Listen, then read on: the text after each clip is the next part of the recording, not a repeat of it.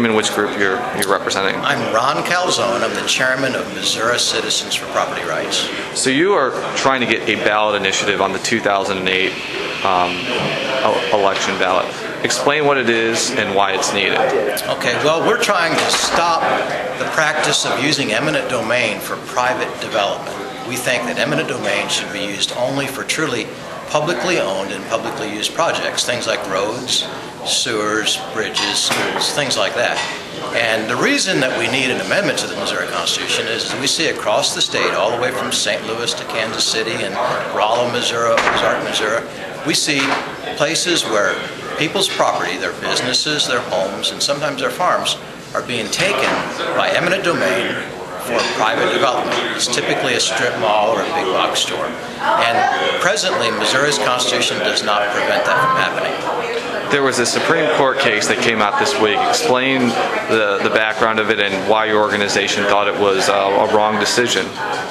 The Supreme Court case that came out earlier this week dealt with a property owner in Arnold, Missouri. Arnold is just south of St. Louis. Dr. Homer Turkakis has been practicing dentistry there for about 22, 23 years. He bought this piece of property on the intersection of I-55 and Highway 141. It's a prime piece of real estate at the most important intersection of a very growing city and a very growing area. A developer is building a big box store there and a strip mall, and they want his property for that development. Dr. Turkakis recognized that Arnold was a third-class city, not a constitutionally chartered or home rule city, and was maintaining that, as such, the city of Arnold lacked constitutional authority to use eminent domain for that kind of private development. That was the argument that was considered in court and decided in court earlier this week. Dr. Turkakis has some other avenues to defend his property, so he's not done yet. But suffice it to say, we think the Supreme Court came down with the wrong decision because they applied an authority that we believe is only available to chartered cities, and they're applying it to non-chartered cities. Now, from watching those two news reports that you showed to the crowd, the Arnold city attorney, I guess the gist of his argument was economic development is as public of a use as building a road or building a power line. How come he's wrong? Well,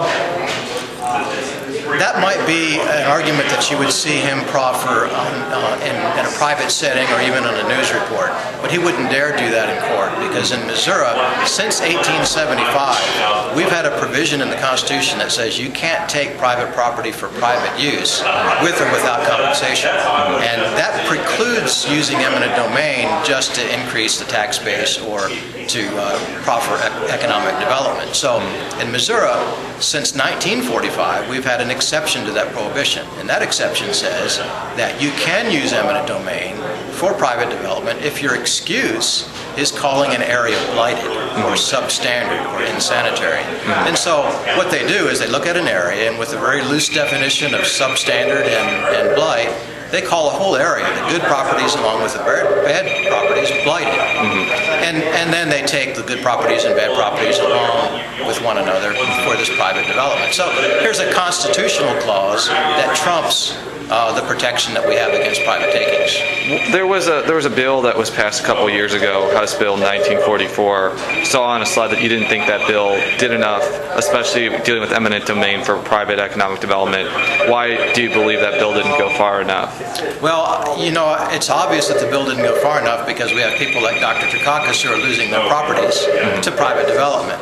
But the thing we have to understand is that House Bill 1944 was a statute change, and you can't trump a constitutional provision like Article 6, Section 21 with a mere statute. Okay. So they were doomed to fail with that piece of legislation before they ever started because it was simply a statute change and not an amendment to the Constitution. How is your petition drive going so far?